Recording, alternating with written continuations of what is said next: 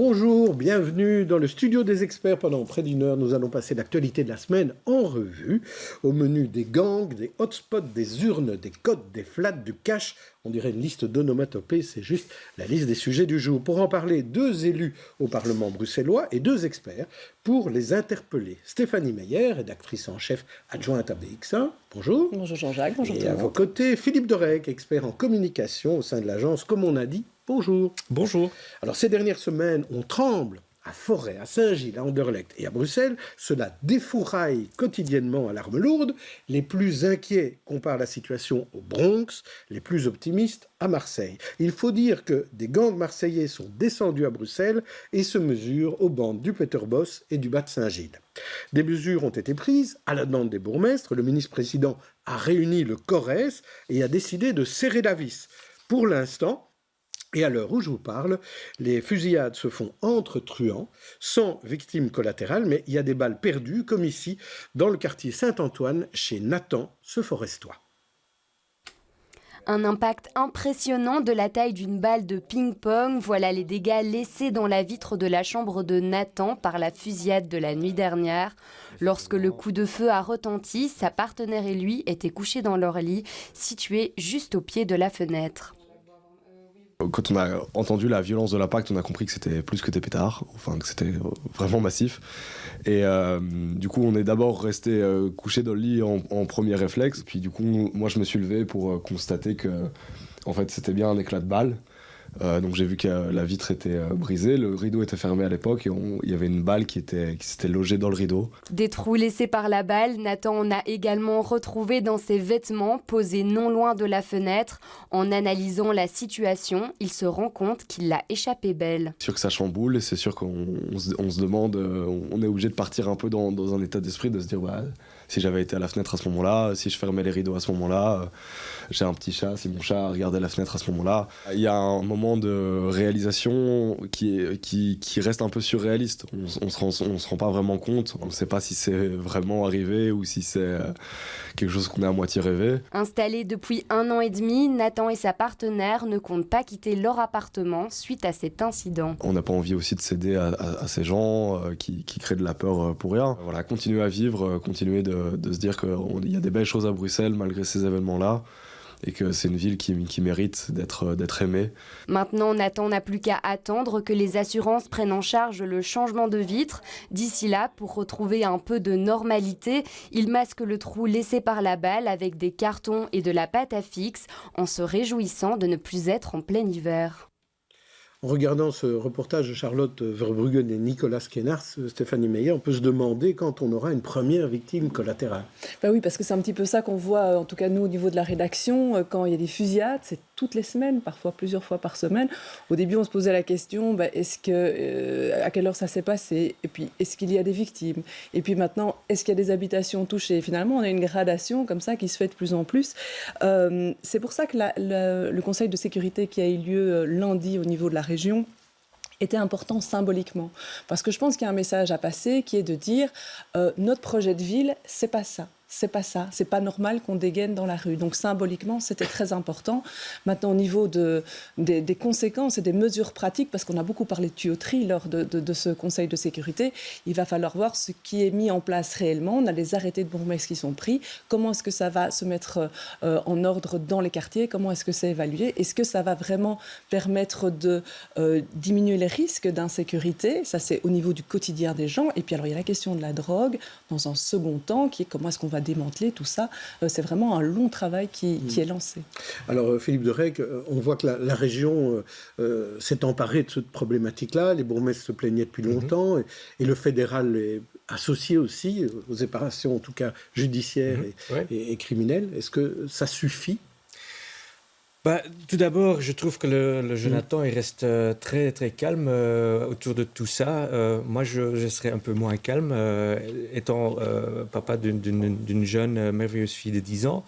Quand on voit que la région réagit, quand on voit que les bourgmestres demandent de l'aide, je pense qu'il faut une approche.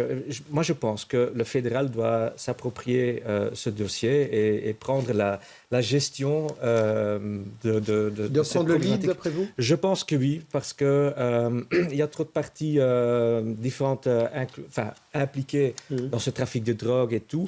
Et je pense que voilà, on a Anvers qui est porte d'entrée de ces drogues. Il y a à Bruxelles différents endroits où la drogue est vendue.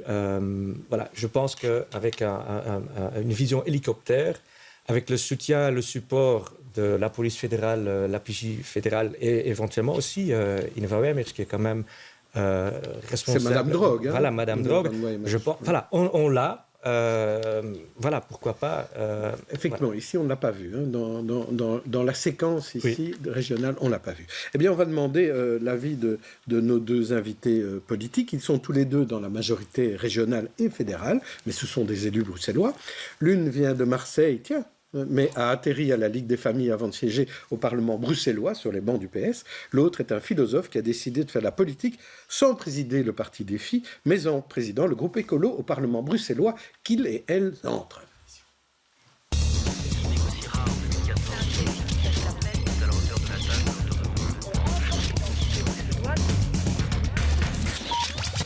On reçoit donc John Pitzez, qui est chef de groupe écolo au Parlement bruxellois, et Delphine Chabert, députée bruxelloise au Parti socialiste. J'ai entendu que depuis les coulisses, Delphine Chabert, vous gloussiez quand j'ai dit que vous veniez de Marseille et que je faisais le lien avec les gangs marseillais qui écument maintenant Bruxelles. En effet, c'était aussi une petite blague qu'on avait avec John avant de rentrer en entendant votre présentation. On se disait, ça se trouve, il va ouvrir l'émission en disant « Alors, Bronx ou Marseille ?» Bon, alors, Bronx ou Marseille? Delphine Chabert. Comme je viens de Marseille, voilà. Écoutez, on en rit, mais en fait, c'est pas du tout drôle. La situation est dramatique, vous l'avez dit dans votre introduction, de manière très très juste. Il y a une aggravation de la grande criminalité qui se traduit par des faits d'extrême violence dans nos quartiers. On a vu dans votre reportage ces gens ça aurait pu être dramatique. Et donc on a un vrai problème et il faut... la priorité est évidemment de recréer un climat de paix, de sécurité, un climat tranquille pour tous les Bruxellois et les Bruxelloises. Et donc on est face à de la grande criminalité.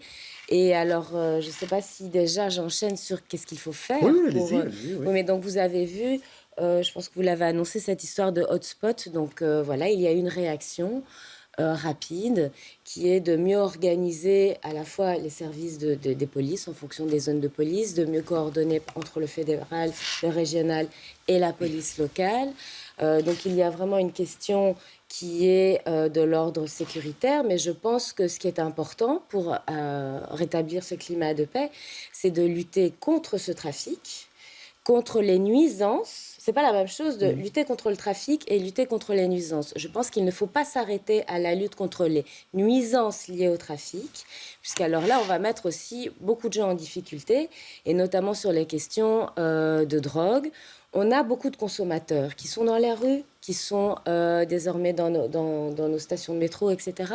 Et en fait, on a besoin aussi de mesures de santé publique. On a besoin de mesures socio-sanitaires. Mais d'accord, mais ce ne sont pas eux qui tirent dans les rues. Hein. Non, ce ne sont pas eux qui tirent dans les rues, mais ils font partie du système. Et moi, parfois, j'entends certains responsables qui vont dire il faut du sécuritaire. Il faut de la sécurité. Il faut des mesures de sécurité fortes, beaucoup mieux coordonnées, beaucoup plus de proximité. Après, je pense qu'il faut aussi des mesures structurelles, ce sont des mesures de santé publique. Je pense qu'il y a aussi les questions liées peut-être à la décriminalisation du cannabis. On pourrait parler de ces choses-là. On pourrait parler des questions du désinvestissement de la justice et de la police de proximité. On pourrait parler de la question du droit d'asile. Puisqu'on a des personnes qui devraient être hébergées dans des centres de fait d'asile. Et je ne dis pas que ce sont eux. Je dis que le problème est complexe et qu'on doit avoir des solutions très structurelles. Juste pour préciser, et je demanderai la même chose à John Pitzey, ça veut dire que je comprends que vous êtes contre les sanctions contre les consommateurs, parce que certains bourgmestres ont dit qu'il fallait commencer à sanctionner les consommateurs, et notamment des bourgmestres socialistes. Alors, juste votre position par rapport à ça. Alors, il n'y a pas de position encore claire. En tout cas, je pense qu'il faut étudier toutes les possibilités. Mais moi, je pense qu'il faut, il faut ouvrir le débat et la réflexion là-dessus sur la sanction des consommateurs. Donc vous n'êtes pas contre, je ne suis pas sûre que ça règle le problème. Voilà. Ça, j'ai des doutes, mais je pense qu'en tout cas, ça mérite réflexion, discussion. Et je pense qu'il ne faut pas prendre de décision hâtive non plus, même s'il fallait réagir vite. Et que ce sont ce genre de choses, il faut consulter des experts un peu, puisqu'on a des pays voisins qui ont sanctionné, pénalisé les consommateurs ou les clients. Et je ne sais pas si c'est forcément efficace. John Pitzey, il y a eu pas mal de critiques. Vous êtes tous les deux dans la majorité, donc vous assumez, je suppose, les décisions du CORES. Mais on a dit beaucoup qu'on avait été trop lentement, qu'on réagit, quand on dit on réagit vite, on réagit peut-être pas si vite que ça. Alors, est-ce que, par rapport à cela, est-ce que vous trouvez que le timing était le bon ? Est-ce que la séquence est la bonne ? Je crois que la région a pris ses responsabilités. D'abord, elle a pris ses responsabilités. Elle a exercé ses missions bien avant et avant que ces problèmes se posent. Je crois que c'est une bonne chose, si on élargit un peu le champ, de se dire des politiques de santé publique et des politiques de lutte contre la suétude, ça ne peut pas être des politiques de criminalisation. Ce sont, comme Delphine l'a dit, des politiques de santé publique. Et les personnes qui consomment, parfois sont aussi des personnes qui fournissent des substances, mais ce sont souvent des victimes et parfois des patients. Et on ne va pas résoudre les problèmes de drogue dans une capitale en les considérant d'abord comme des coupables. Ça, c'est une chose. La deuxième chose, c'est que lorsque ces problèmes de violence ou de drogue semblent être, je dis bien semblent être, liés par exemple à des questions liées à l'asile ou les questions liées au sans-abrisme, si on veut prendre ces questions de front, la meilleure des choses, c'est de les aborder de manière structurelle. Et de dépasser juste des politiques d'urgence, de se poser la question comment est-ce qu'on fait pour avoir une politique d'asile de long terme et une politique de remise au logement structurelle. Et en fait, c'est ce qu'on fait depuis 5 ans. C'est en fait ce qu'on fait depuis 5 ans. Et là, compte tenu des événements qui se passent, on a décidé de mettre un centre de sécurité régional et de se dire, mais en fait, il y a des lieux où il se pose des problèmes particuliers. C'est ce qu'on appelle les hotspots. Et ce qu'on va faire, c'est qu'on va mettre plus de présence des forces de police. Ce qu'on va faire, c'est faire plus de prévention.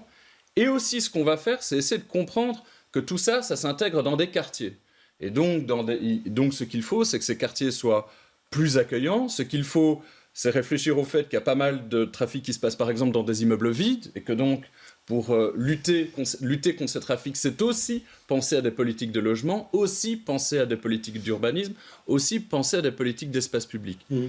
Et ça, si je peux me permettre, alors ça, c'est ce que fait la région, mais je ne veux pas m'empêcher de dire que si la région fait son job, il va falloir que le fédéral fasse aussi le sien. Et ça, c'est une autre chose. Parce que donc, la bourgmestre de Forêt, c'est votre commune, je pense. Absolument. Elle a posté un long message hier en disant « Nous, on fait ce qu'on peut, mais à un moment, il nous faut des forces de police. » Et ces forces de police, ce n'est pas la région qui les lève, Donc c'est la le fédéral. solution au niveau de ce qui se passe pour l'instant, vous dites, c'est le fédéral qui doit mettre davantage de policiers à disposition. Non, je dis que la région doit faire sa part. Je dis que la région doit faire sa part. Je pense qu'elle l'a fait. Oui. Je pense que le fédéral doit faire sa part et il serait peut-être utile qu'il la fasse encore davantage. Voilà. Par rapport à la définition de ces hotspots qui est apparue finalement lundi, on a décidé vraiment de pointer des quartiers très particuliers. Moi, j'observe quand même une évolution du discours. Il y a une vingtaine d'années, plus aucun politique ne voulait parler de zone de non-droit à Bruxelles. C'était quelque chose qui était devenu complètement tabou. On ne pouvait pas dire ça. On gérait, on reprenait les choses en main et tout. Il y a 1 an à peu près, j'ai entendu parler pour la première fois de zones de moindre droit. On sentait que ça commençait à se dégrader. Mais comme c'est seulement maintenant qu'on parle de ces hotspots où c'est vraiment très très compliqué. Et ma question c'est, est-ce qu'on n'a pas toujours une frilosité, une certaine peur de pouvoir pointer comme ça des choses, de dire bah oui, on perd un peu le contrôle là-bas et on n'ose pas le dire. Et donc si on n'ose pas le dire, on n'ose peut-être pas prendre des mesures assez rapidement. C'est une question que je vous pose. Mais donc la réponse a été prise rapidement. Hotspot, ça veut dire nous sommes face, donc ça va être défini par la police fédérale et le parquet, donc sous l'autorité de la haute fonctionnaire. Ils vont définir 10-15 quartiers où il y a une haute densité de trafic de drogue. Oui, mais est-ce qu'on n'a pas attendu trop longtemps Voilà. pour se lancer là-dedans? On voit quand même que ça se dégrade depuis des mois. Vous voire savez, plusieurs années. on sort de... Alors, sous cette législature, je suis d'accord avec John Pitsays, on a essayé de prendre nos responsabilités un maximum par rapport aux questions de sécurité. On est quand même face à un problème de désinvestissement chronique qui date d'il y a des années de la justice et de la police. Et c'est aussi ça, et c'est cette présence de proximité, c'est le fait que les procédures judiciaires sont extrêmement longues, c'est le fait que dans les tribunaux, ça ne suit pas, qui fait que ça a pris des années. Et on a refinancé la justice sous cette législature, mais on l'a refinancé, on a juste comblé les pertes qui avaient été, les économies sur la justice, vous vous rendez compte, qu'on avait faites sous la précédente législature. On en est juste à combler, et les besoins sont énormes. On a fait aussi des coupes sur la police de proximité. On sait très bien que la police de proximité, c'est de la prévention. Donc, là, on est quand même face, et c'est Bruxelles, mais vous l'avez bien vu, ce n'est pas que Bruxelles, c'est aussi Anvers, ça atteint toutes les grandes villes de Belgique, mais d'Europe aussi. Il y a une intensification du trafic de drogue et des effets de ce grand banditisme avec des expressions extrêmement violentes. Donc je ne pense pas qu'on a attendu. Là, il y a une réaction d'urgence parce que je pense qu'il le fallait. Il faut aussi rassurer les gens, trouver des solutions extrêmement concrètes pour dissuader un maximum de trafiquants d'exercer cette pratique interdite, en fait. Je vais vous demander à tous les deux d'être plus courts, sinon on ne pourra pas traiter tous les sujets. John Pitsays, je vous laisse une courte réaction. Oui. Pourquoi est-ce qu'on n'utilisait pas l'expression zone de non-droit? Pourquoi est-ce que moi je ne l'aurais pas utilisé? Parce que c'était souvent une manière polie de stigmatiser des populations entières dans des quartiers entiers. Et c'était une manière polie, en fait, d'être xénophobe ou classiste et de viser en fait des quartiers populaires. Donc je n'utilise pas cette expression. Je ne l'utilise pas pour une autre raison, c'est que contrairement à certains partis de droite, je ne vais pas au devant de la défaite. Déjà déclarer qu'une zone est une zone de non-droit, c'est donner un point gratuit à ceux qui souhaiteraient que ce soit une zone de non-droit. Si on essaye d'agir, c'est précisément parce qu'on pense qu'il n'y a pas de zone de non-droit. C'est parce qu'on pense que le droit doit être respecté et que nous pensons que là où on peut prendre nos responsabilités, eh bien on les prend. Voilà. Je crois que c'est comme ça qu'il faut essayer de voir les choses. Moi, je peux juste ajouter qu'il y a des zones de non-médias. Alors, c'est peut-être pas du non-droit, mais le Petersbos est une zone de non-médias. On ne peut pas y aller sans un gilet pare-balles ou sans être avec des policiers. Et donc, évidemment, à ce moment-là, on ne voit personne. Philippe Derek, une dernière réaction là-dessus. Quand j'étais à l'édition chez Bruce, il y a des années, je me rappelle, une équipe de notre JT on a tiré dessus sur la place Lemens. Enfin, je veux dire, et ça, c'était pas hier, c'était pas l'année passée, il y a 5-6 ans. Donc déjà, à cette époque, il y avait des grands soucis. Heureusement, aujourd'hui, on dépasse l'esprit dans le monde politique. Ce ne sont plus des faits divers, heureusement. On réagit maintenant, mais ce qui me manque, c'est vraiment l'approche globale de la situation. En stricte coordination, coopération avec le fédéral. On demande toujours, on regarde, quand ça va mal, on regarde toujours le fédéral. Ben, laissons maintenant le fédéral faire les choses. Si je peux me permettre de dire, les choses doivent être faites en coordination avec le fédéral. C'est l'inverse, en fait, qui est en train de se passer. C'est le fédéral. Il y a un ministère de la Justice, et c'est un ministère fédéral. Un ministère de l'Intérieur, c'est un ministère fédéral. De 2014 à 2019, il y a eu un définancement de 200 millions dans les moyens de l'Intérieur et de la Justice. Ce n'est pas la région, c'est le fédéral. Nous, ce qu'on fait, c'est qu'on si on discute de ce sujet depuis 10 minutes, ce n'est pas pour parler du fédéral, c'est laissons le fédéral là où il est. Quand même, constatons que des choses auraient pu être faites différemment. Et essayons de prendre nos responsabilités au niveau régional. Là, on parle des choses qu'on essaie de mettre en place au niveau régional. Mais idéalement, ce n'est pas le régional qui doit se mettre en coordination avec le fédéral. C'est le fédéral qui doit se mettre en coordination avec la région. C'est lui, normalement, qui doit avoir la main. Donc nous, on prend la main, pas de problème.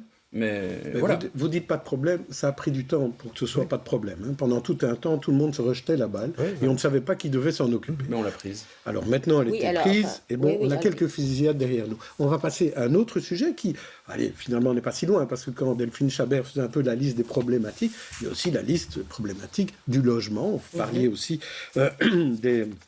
demandeurs d'asile. On va justement en parler à l'occasion de ce centre d'hébergement de la Croix-Rouge, au Train Hôtel, qui devra fermer fin du mois, la région ne désirant pas prolonger, à la différence de l'an dernier, le subside fédéral à partir du 1er avril. Je propose d'écouter le témoignage de Bram Kayser, infirmier sur place. Et donc ici, le centre existe depuis 2018 de façon continue. Donc il est géré par la Croix-Rouge qui bénéficie donc d'un financement du fédéral durant l'hiver et qui est repris normalement par la région en été à partir du 1er avril chaque année. Malheureusement, cette année, donc le ministre responsable du cabinet qui va valider ce financement a refusé de continuer ce financement avec donc la menace de devoir fermer et mettre à la rue ces 110 personnes qui sont logées ici tous les soirs. Donc actuellement, nous avons dans le centre 3 femmes enceintes, dont 2 ont une grossesse à risque. Nous avons une 3e femme qui est aujourd'hui à 1 semaine de la fin de sa grossesse, donc qui attend d'accoucher et qui donc se retrouverait en rue avec un nouveau-né si le centre venait à fermer à la fin du mois. John Pitseys, le ministre en charge, c'est Alain Marron, en fait, donc c'est pour ça que je vous interpelle. Ici, on est dans un cas un peu particulier où ça fait pas mal d'années que c'est subsidié, et là, apparemment, il n'y a pas de réponse de la part de la région bruxelloise sur ce centre d'hébergement précis. Je ne sais pas si vous avez des éléments, je ne vous avais pas prévenu, hein, donc je ne vous reprocherai pas de ne pas avoir d'éléments précis. Mais c'est-à-dire qu'en fait, il y a eu une réponse, là où, de nouveau, en principe, ce n'était pas la mission de le faire. Il s'agit donc d'un subside fédéral. De nouveau, désolé, c'est pendant l'hiver, oui. Et le fédéral fait l'erreur que plein de pays font et que plein de villes font, c'est de considérer que la lutte contre le sans-abrisme, c'est une lutte qui commence et qui termine en fonction du niveau du thermomètre. Et on croit que c'est quand le général hiver, et tous les marronniers de télévision qui vont avec, que quand le général hiver frappe la porte, qu'il faut s'occuper des sans-abri.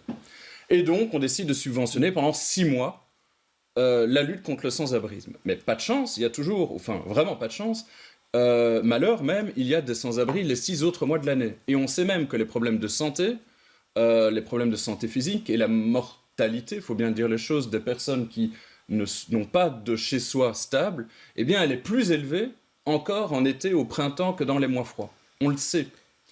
Et on dit au fédéral, ce qu'il faut que vous fassiez, si vous subventionnez quelque chose, c'est le subventionner toute l'année. Comme il ne le fait pas, on a essayé de trouver le nombre d'années où cela était possible, de quoi compléter l'enveloppe pour que ce centre puisse être ouvert toute l'année. Maintenant, c'est plus possible. Et là, il s'avère que c'est de moins en moins facile et peut-être que ce n'est plus possible. Voilà. Alors, je voulais en fait parler aussi des problématiques de logement et de disparité en matière de logement. On a vu pendant la semaine ce ImoWeb qui a publié la liste des rues, par exemple, de Bruxelles. La rue la plus chère au mètre carré, c'est l'avenue des Chalets à Uccle, dans le quartier Prince d'Orange. Pas tellement de surprise. Et la moins chère, c'est la rue de Groeninge à Molenbeek. Et donc, la différence, c'est plus du double. Évidemment, à Uccle, c'est plus de 5 600 € le mètre carré et c'est 2 200 € à Molenbeek. Cette disparité, que fait le gouvernement bruxellois, que fait la majorité? Le logement, c'est du côté du PS, chez Nawal Benamou. Qu'est-ce que vous faites pour qu'il y ait moins de disparité? Ça a été une vraie priorité sous cette législature, c'est le logement. Mais on est face à une crise du logement abordable, pas une crise du logement, puisqu'on a plus de logements que de familles. On a 600 000 logements à peu près et 550, 60 000 ménages sur la région. Mais donc, on a eu une explosion des prix des loyers. Et en effet, on a des disparités alors qui sont liées à une histoire de la région bruxelloise et qui sont liées à des questions de densité, qui sont liées... Et donc, ce qu'on a fait, c'est qu'on a vraiment investi on n'a jamais autant construit de logements. Donc, on a créé du logement social, on a soutenu les AIS. On en a pas plus qu'avant, quand on compare. On en a beaucoup plus qu'avant. Donc, on a créé vraiment beaucoup plus d'accès au logement. Et par exemple, on a fait un système de conventionnement pour que les communes puissent mettre à disposition des logements au prix du logement social. C'est ça. Leurs logements communaux, on va dire. Avant, on n'était pas spécialement des logements sociaux. Là, ils seront dans les mêmes conditions. Et alors, je pense que c'est aussi un des points sur lesquels voulait arriver, c'est la question des logements vides, puisque je le disais, on n'a pas un problème de nombre de logements, on a un problème de logements accessibles, mais dans ces logements, on a des logements vides qu'on pourrait transformer en logements accessibles. Et donc, il y a tout un travail qui a été fait, et je pense qu'il faut, et notamment un texte qu'on a voté dernièrement sur le droit de gestion publique, qui en fait va donner des outils à la commune, pour se saisir d'un bien, enfin se saisir, ça n'est pas une réquisition, mais prendre en gestion un logement qui a été inoccupé depuis 12 mois, prendre en charge les frais de rénovation, etc., le mettre à disposition à la location, à des publics prioritaires, donc des personnes soit en situation de précarité, soit qui ont des situations particulières, et qui va se rembourser en prenant une partie des loyers qui seront reversés aux propriétaires, bien entendu. Et donc, on active au maximum les outils communaux, les outils régionaux, pour créer du logement abordable via le logement public, via le logement social. On a un peu surestimé le nombre de ces logements vides. On s'est rendu compte dans un chiffre que finalement, il n'y en avait plus que 4500, John Pitzer. C'est un peu décevant par rapport à ce qu'on espérait. On peut faire beaucoup. Il y a des logements vides, il y en a sans doute un peu moins qu'on le pensait. Et puis, qui dit dans les logements vides, il y a ce qu'on appelle un pourcentage de logements vides frictionnels, c'est-à-dire en fait des logements qui attendent d'être vendus ou en attendent d'être achetés. Mais pour être franc, je crois que la question des logements vides, c'est une question importante. C'est pas, selon moi, la question centrale. C'est quoi la situation ? Il y a à Bruxelles un peu moins d'un tiers des Bruxellois qui vivent sous le seuil de pauvreté ou aux alentours du seuil de pauvreté. Pour 50% des Bruxellois, donc pour un Bruxellois sur deux, le loyer, c'est la moitié du revenu. Donc la moitié du budget mensuel. Et 60% des Bruxellois sont des locataires. Quand on dit ces trois choses, ça veut dire qu'en fait, le marché locatif, ce n'est pas du tout un marché standard avec une offre et une demande qui spontanément se rencontrent et où il y a une sorte d'optimisation des conditions de l'échange, comme dans tout bon marché capitaliste. C'est en fait un marché où il y a un pot de terre et un pot de fer. Et le pot de terre, ce sont les locataires. Des locataires qui en fait n'ont pas d'autre choix que de trouver du logement, et qui donc sont dans la négociation, ou en tout cas dans leur recherche de logement, mis sous une pression constante. Ce d'autant plus qu'il y a pas mal de personnes qui sont dans l'immobilier, qui conçoivent l'immobilier, mais finalement comme une activité spéculative comme une autre. Qu'est-ce que ça donne ? Ça donne qu'en quelques années, les prix des loyers à prix constant, sans compter l'indexation, ont augmenté de 20%. Ce qu'il faut faire, c'est réguler les loyers. Si on considère que le marché locatif, c'est juste un marché comme un autre. On ne le régule pas, mais ce n'est pas un marché comme un autre. C'est un marché où des personnes cherchent la possibilité d'accéder à leurs droits fondamentaux, qui est le droit à un logement décent. Il faut donc pouvoir réorienter ce marché de telle sorte à ce que les prix augmentent beaucoup moins rapidement et que dans un certain nombre de circonstances, de manière générale, John Pitzer, il vaut mieux encadrer les prix de manière générale, parce que les loyers, c'est un échange de biens. Ça veut dire que encadrer les prix, ça fonctionne mieux. J'élargis. Vous m'avez présenté comme philosophe, et s'il y a bien une chose qu'on apprend comme philosophe, c'est qu'en fait, il ne faut jamais parler de manière générale. Ici, on a un problème. Oui.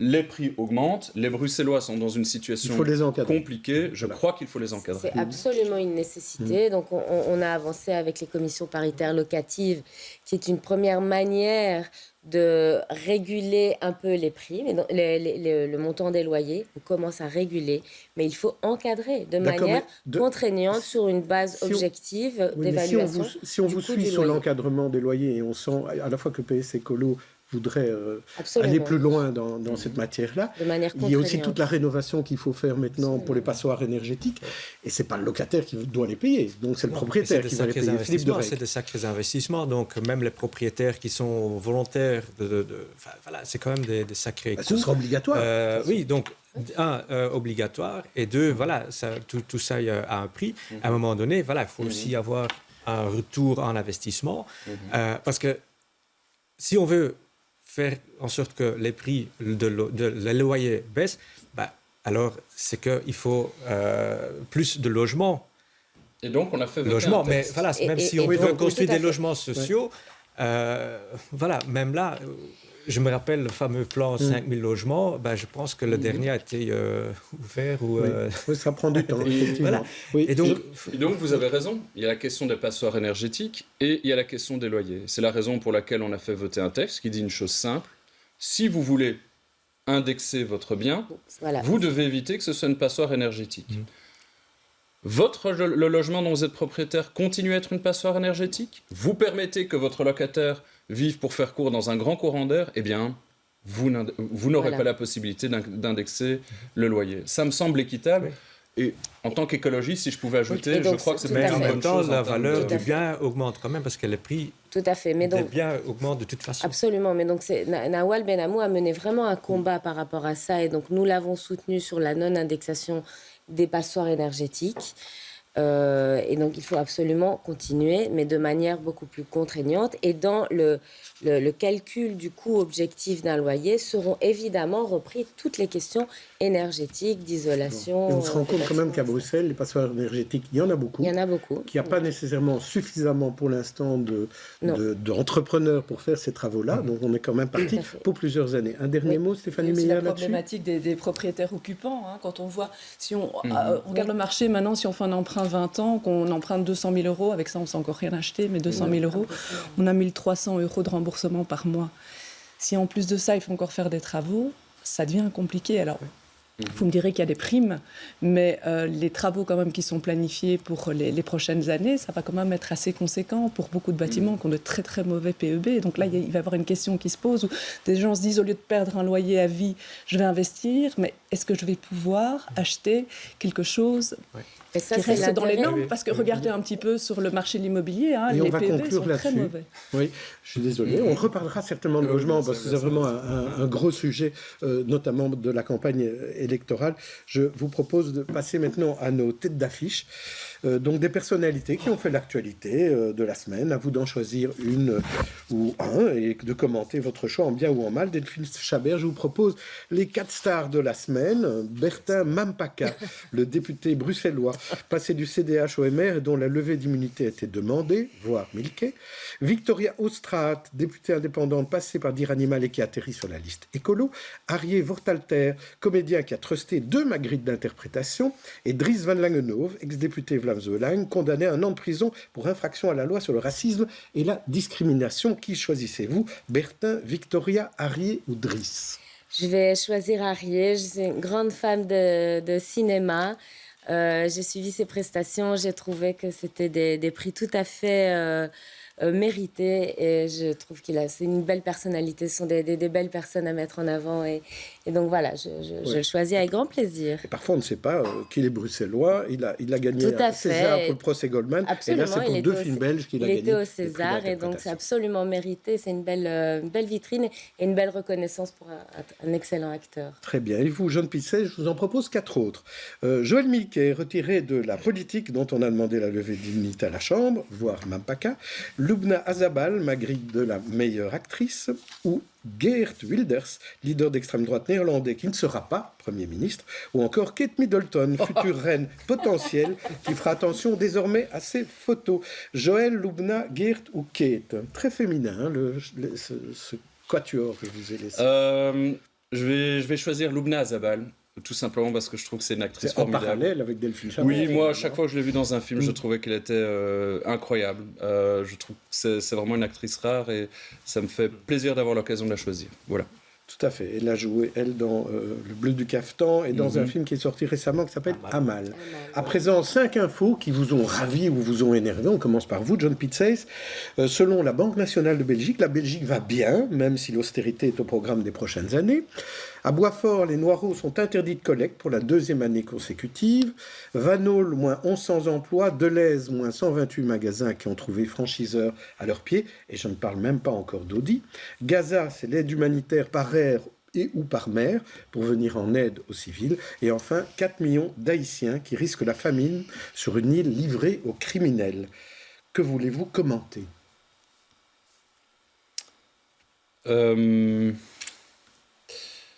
Peut-être ce qui se passe chez Vanol et ce qui s'est passé chez Deleuze. D'abord parce que je crois qu'on a tous envie de penser aux familles et aux travailleurs qui sont touchés ou qui pourraient être touchés par ces mesures.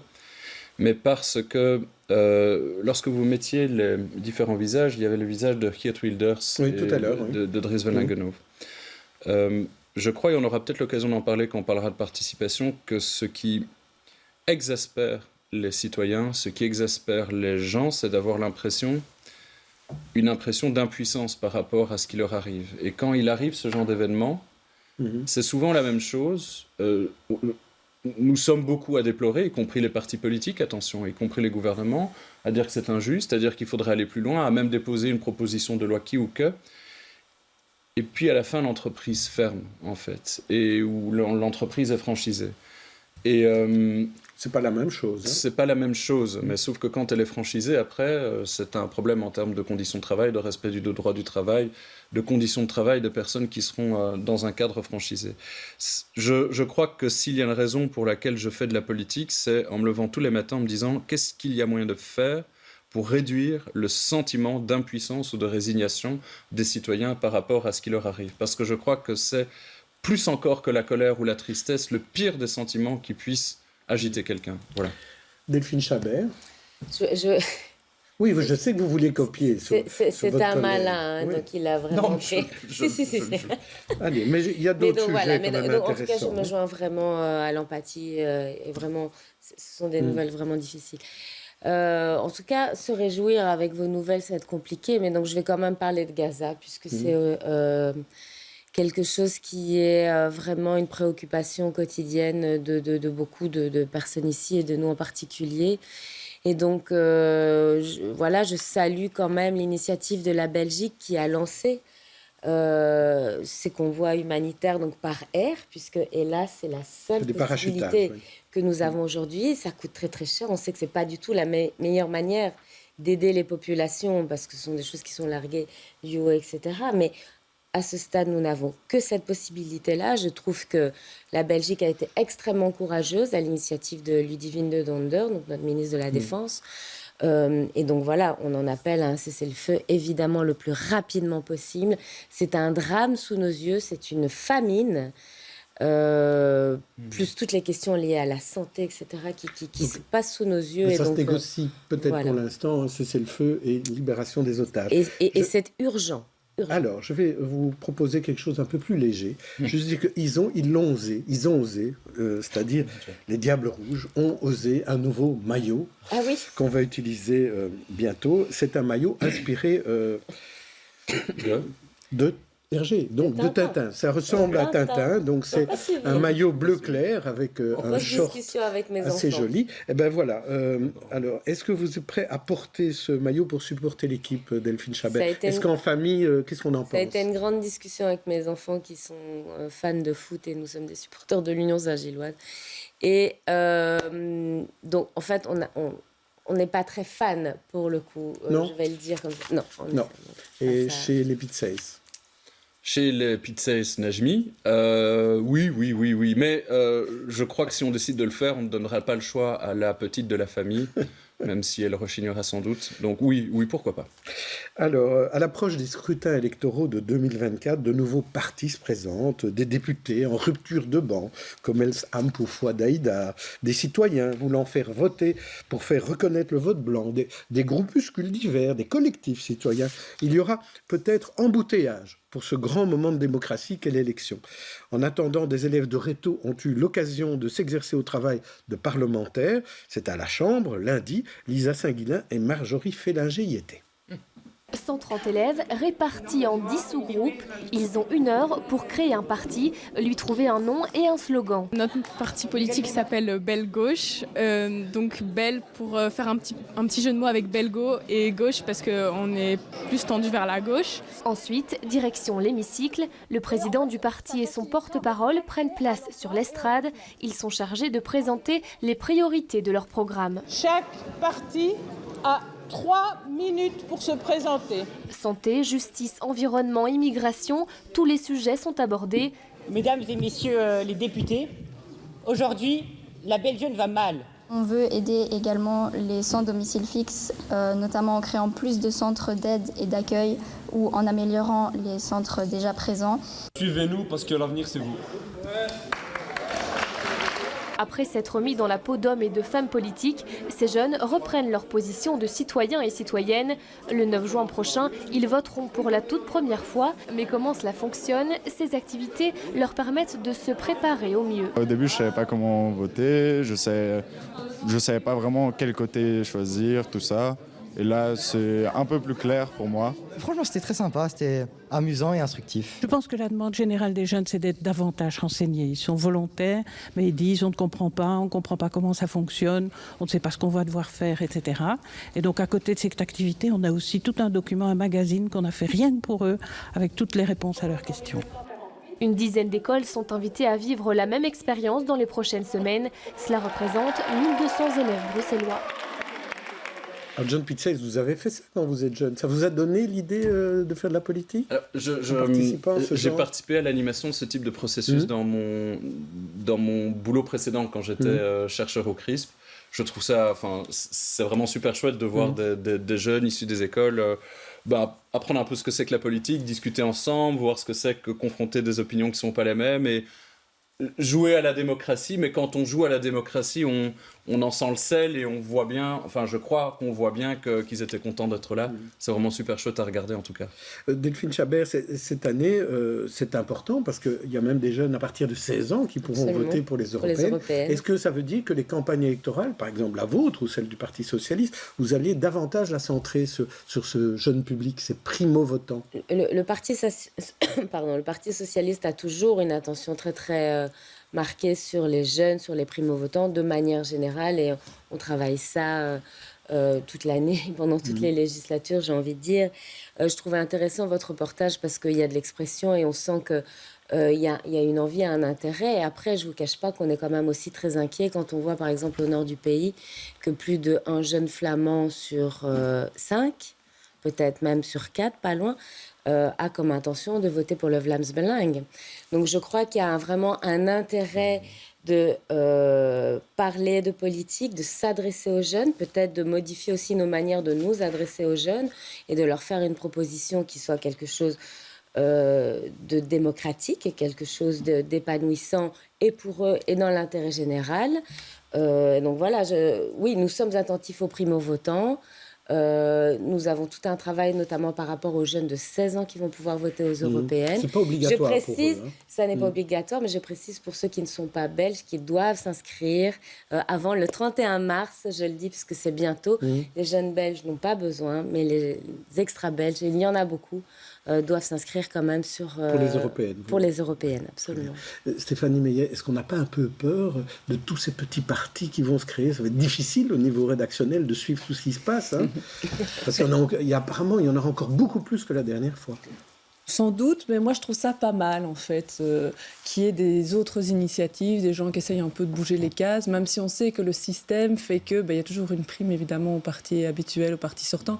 Quand on voit qu'à la Chambre ici, ils n'ont même pas encore réussi à faire leur réunion cette semaine pour discuter du financement des partis, alors que c'est dans l'accord de gouvernement, c'est quand même un peu interpellant. Et donc, moi je trouve par exemple l'initiative du parti Blanco, alors on peut se demander c'est quoi ce parti qui est dedans. Moi, je suis un peu mal à l'aise par rapport au fait que ce parti va se présenter parce qu'ils ont eu la signature d'un élu Vlaams Belang. Ça me pose beaucoup de questions, puisque lorsque un nouveau parti veut arriver dans les starting blocks pour les élections, soit il doit avoir un grand nombre de signatures de citoyens, soit des signatures d'élus sortants. Ici, un Vlaams Belang, tu dis, ouf, ça c'est problématique.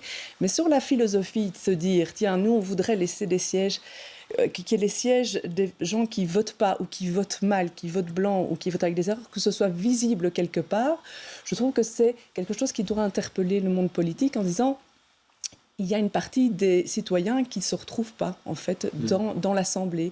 Donc, ça suscite la réflexion. Donc ça, par exemple, je trouve ça intéressant avec la réserve que j'ai dit sur cet élément-là. La politique de la chaise vide n'a jamais été un grand succès dans l'histoire, en tout cas.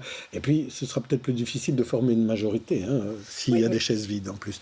Philippe Dereg, vous, votre impression? Écoutez, ce qu'il y a des mini-partis qui se créent, c'est un peu, le signe de l'individualisation de notre société. Tout le monde veut un peu sa part du gâteau. Ici à Bruxelles, ça va probablement poser problème pour le côté néerlandophone dans l'hémicycle bruxellois. Oui, parce qu'il y a toujours beaucoup de partis qui se présentent côté néerlandophone, parce que c'est moins cher en termes de voix pour avoir un élu. Voilà. Et par contre, comme vous dites, en Flandre, il y a 1 sur 4, 1 sur 5 jeunes qui vont probablement voter sur le Vlaams Belang. On peut dire, OK, ça fait toujours 3 ou 4 qui ne voteront pas Vlaams Belang. C'est très risqué ce que je dis là.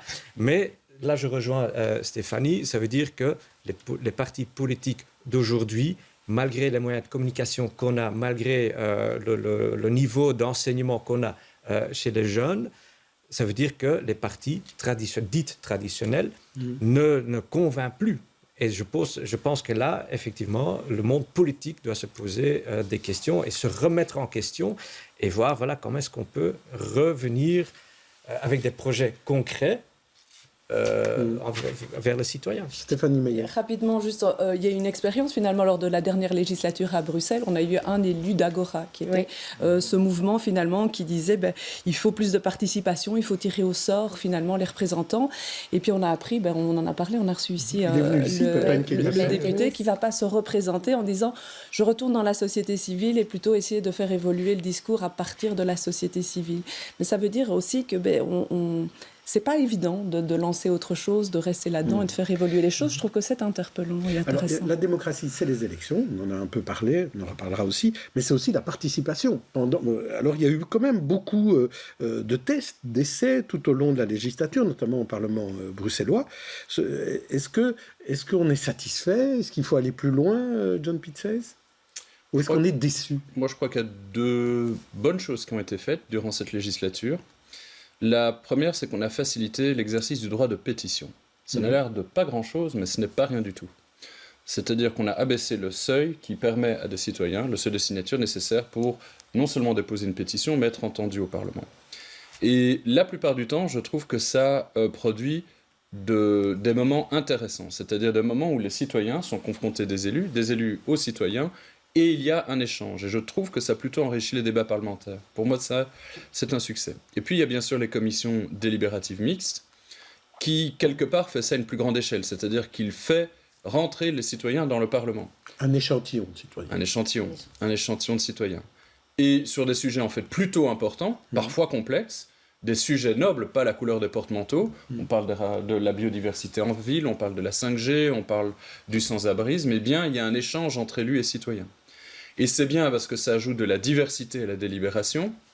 Ça départicratise un peu les délibérations, c'est-à-dire qu'il y a au moins la moitié des personnes délibérantes qui ne sont pas plus ou moins tenues par un vote. Et ça permet aux citoyens et aux parlementaires de se souvenir, pour les citoyens qu'il y a des parlementaires et pour les parlementaires qu'il y a des citoyens, avec des codes différents. Et ça, c'est bien. Mais il y a une chose que ces commissions délibératives ne peuvent pas faire, c'est faire entrer... c'est non pas faire entrer les citoyens au Parlement, mais c'est faire descendre la politique au niveau des citoyens. Et moi, je crois que c'est une bonne chose de promouvoir davantage ce qu'on appelle la démocratie directe, c'est-à-dire la possibilité pour des citoyens de donner leur avis directement à des questions qui leur sont posées. Un référendum, c'est ça que vous dites. Un référendum, pour l'instant pas constitutionnel, ou une consultation populaire, et ça l'est. Donc, sur quel sujet? Mais sur tous les sujets... Sur tous les sujets sur lesquels les citoyens... Enfin, pas tous les sujets, mais... parce que, à mon avis, je crois qu'il y a des sujets sur lesquels vous ne voudriez pas qu'il y ait une consultation populaire. Non, mais c'est une bonne question. Sur l'abattage rituel, par exemple. Non, mais donc... Est-ce que ça, ce serait un bon sujet de consultation? Mais d'abord, pour répondre précisément à votre question, parce que c'est important. Non, il y a des sujets sur lesquels il ne vaut mieux pas consulter, c'est-à-dire des sujets qui sont, par exemple, liés aux libertés civiles et politiques. Nous pensons que ce n'est pas une bonne idée de consulter les gens, par exemple, sur le rétablissement de la peine de mort. Il y a par exemple, si on veut faire une consultation populaire... Parlement bruxellois. Exactement. Et la deuxième des choses, c'est que c'est important de consulter des gens sur des matières qui concernent la région. Et donc on ne va pas, pour une deuxième raison, consulter sur la peine de mort, tout simplement parce que ce n'est pas une matière régionale.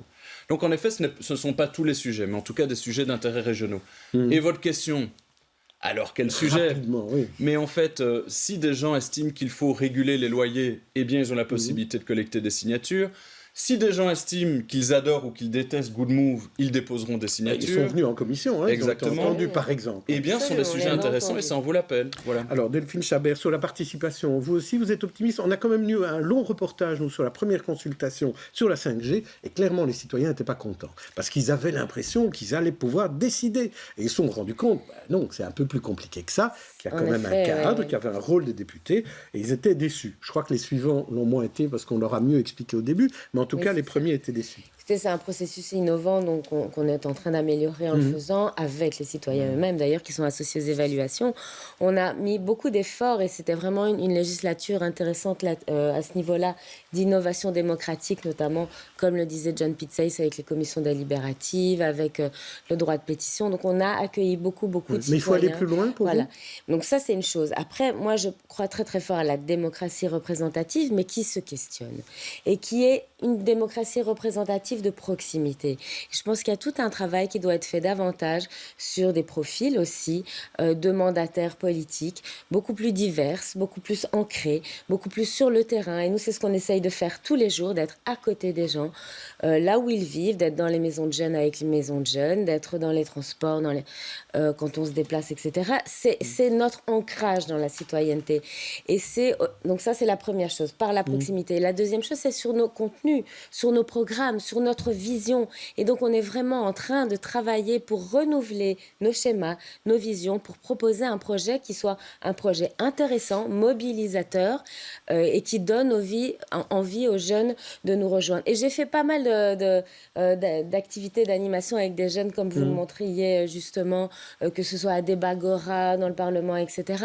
Et quand on fait ce travail-là, on les gagne. On les gagne pas dans mon parti, on les gagne à la démocratie. Et vous, ça vous change ? Ils ont envie de partir. Est-ce que vous, Moi, ça m'a entièrement changé. Quand j'ai commencé à faire ces discussions avec les jeunes, et notamment, j'ai beaucoup travaillé avec des jeunes sur les questions de santé mentale. Je peux vous dire qu'ils ont transformé mon regard et ma manière de faire de la politique.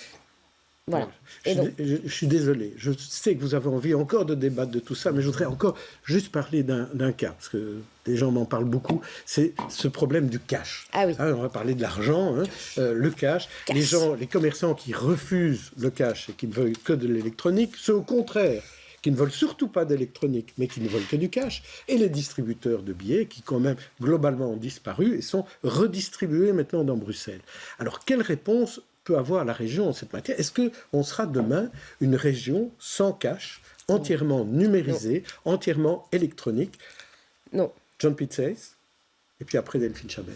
Je pense pas, mais le problème, c'est pas qu'on sera sans cash, c'est que pour trop de citoyens, il faut marcher 1,5 km, 2 km, 3 km, 4 km pour avoir la possibilité de retirer de l'argent liquide. Alors, la possibilité de retirer de l'argent, c'est vraiment fondamental. C'est la possibilité de disposer de ces ressources. Alors, Batopin a dit, c'est clair, il suffit que ce soit à 10 minutes en voiture. Il y a deux choses. Voilà. Donc c'est quand même quelque chose qui concerne plus la Wallonie. Je crois qu'il y a deux choses qu'il faut faire. Il y a deux choses qu'il faut faire. D'abord, il faut objectiver les besoins. Et ça, c'est dans les compétences de la région. Donc, nous avons demandé qu'une étude soit faite. Nous avons obtenu qu'une étude soit menée par Hub Bruxelles. Cette étude sera incessamment dévoilée et elle devra permettre d'identifier là où, pour faire court, il n'y a pas assez d'accès au cash. Et la deuxième, mais il faut cadrer le secteur bancaire.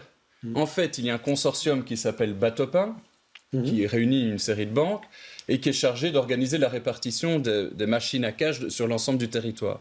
Il y a un protocole qui a été fait au niveau fédéral et qui est censé, une sorte de déclaration de bonnes intentions. Batopin dit qu'il va faire des efforts. Mais moi, je pense que que la meilleure manière de protéger les faibles, c'est d'avoir un droit fort. Un protocole, ça ne suffit pas. Pour moi, il faut cadrer le secteur bancaire sur ces questions. Il y a un ministre socialiste qui s'occupe de ça au fédéral. Est-ce que vous pouvez lui en parler, Delphine Chabert? Mais c'est à l'initiative de Pierre-Yves Derman qu'il y a eu cet accord dont parle M. Pitsays avec Batopin, avec la Fédération des banques. Donc, c'est à l'initiative d'un ministre socialiste. Oui, mais donc on est en train d'installer ces distributeurs et on doit continuer. Et on doit être beaucoup plus derrière le secteur bancaire. Mais donc, la volonté politique, elle est là. Nous ne voulons pas d'une région tout numérique. Ça laisse trop de gens de côté. Alors, il faut faire coexister les deux, puisque pour des tas de personnes, c'est beaucoup plus pratique, accessible et préfèrent les outils numériques. D'autres, non. On ne laissera personne de côté. Donc, en effet, c'est Pierre-Yves Derman qui a tapé du poing sur la table. C'est aussi à l'initiative de socialistes à la Chambre qu'on impose désormais maintenant à tous les commerçants d'accepter de payer en cash, alors que certains commerçants ont voulu interdire en disant chez moi c'est et vice-versa et vice-versa. Et donc on prend cette question vraiment de la manière la plus volontariste possible. Et puis je pense que ça, c'est à un niveau européen et nous plaidons dans ce sens-là pour avoir un secteur, une fonction bancaire universelle qui prévoit un accueil et un accès physique aux services bancaires. Moi, je me demande toujours pourquoi il n'y a pas, comme dans plein d'autres pays, des ATM un peu partout dans les magasins. Il y a parfois des frais, mais moins pour ceux qui en ont besoin. Philippe Derek, pour terminer là-dessus. Pour moi, la dématérialisation de l'argent, c'est un danger, ça, inévitablement. L'entretien des machines à sous pour une banque, c'est... machines à sous, appelons-les distributeurs automatiques. Oui, voilà. Parce que sinon, on pourrait croire que c'est autre chose. Donc, les banques, l'entretien des machines, ça coûte beaucoup d'argent, mais il y a aussi les taxes qui sont sur les machines qui sont très élevées. Ça, c'est et donc, des je taxes pense communes, que là, voilà, et donc je pense que là, effectivement, les communes peuvent faire quelque chose. Voilà, donc donc c'est un couteau à double tranchant. On termine l'émission avec des coups de cœur.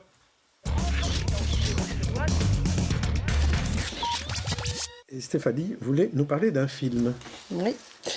D'abord, j'ai hésité entre deux coups de cœur. Je voulais d'abord vous parler du Carnaval des animaux au Cirque Royal le week-end dernier. C'était sympa, mais un peu faiblard au niveau narratif, je trouve. Donc, je préfère vous parler de quelque chose de beaucoup moins belge. Ici, c'est un coup de cœur, c'est pas un coup de haine. Eh bien, un coup de cœur, c'est pour Dune, le deuxième volet au cinéma. Ouais. Je suis sortie de là avec un grand coup dans ma figure, parce que je trouve que les cartes se brouillent à la fin, ça fait beaucoup réfléchir par rapport aux stratégies de pouvoir, à la manipulation, la question des minorités, la place du leader attendu, ce qu'il se définit lui-même, ce que les autres en attendent. Et puis la manière dont chacun se situe personnellement par rapport à ses propres valeurs au milieu de tous ces mouvements, comment est-ce qu'on reste fidèle à ses valeurs personnelles.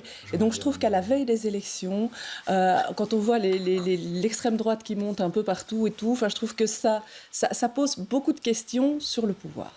Et vous, un documentaire, Philippe ? Oui, effectivement, fait par deux anciens collègues à moi. De Bruges, de Bruges, Zora Benamou et Younes Haïdar. C'est un documentaire Rupture. Ils sont partis avec les jeunes de Peter Bosz, qui font chaque année avec des brouilles. Ils partent en expédition dans les Pyrénées.